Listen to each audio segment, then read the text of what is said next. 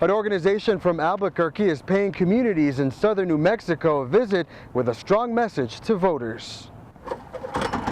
Seth Ortega is preparing to take a stand. There's not another one of those. He's volunteering with OLE, which stands for Organizers in the Land of Enchantment.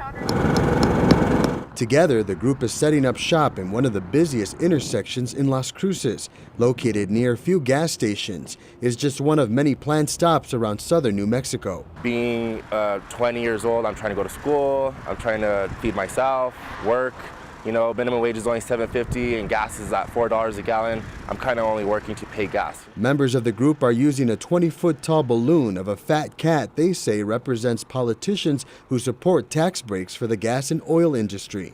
Instead of making us pay taxes or pay higher taxes or you know what I mean, or pay higher gas, that money could go to, you know, the school, the education. According to the group, the oil and gas industry made $137 billion in profit last year and received more than $4 billion in tax breaks.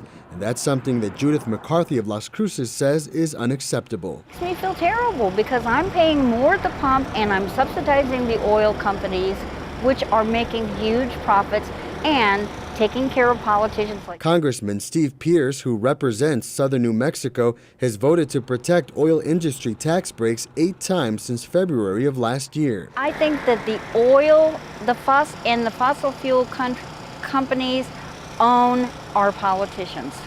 And we're not going to ever have a chance to have a system of renewable energy resources until our politicians stop accepting money from those fossil fuel companies. In a statement released by Jamie Dickerman, a spokesperson for Congressman Steve Pierce, she calls the organization's facts wrong and also says, quote, their own documentation demonstrates they are not truthful.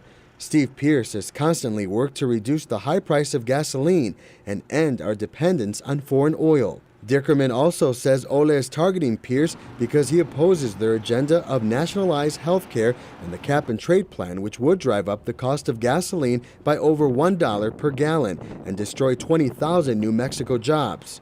For KRWG, I'm Carlos Correa.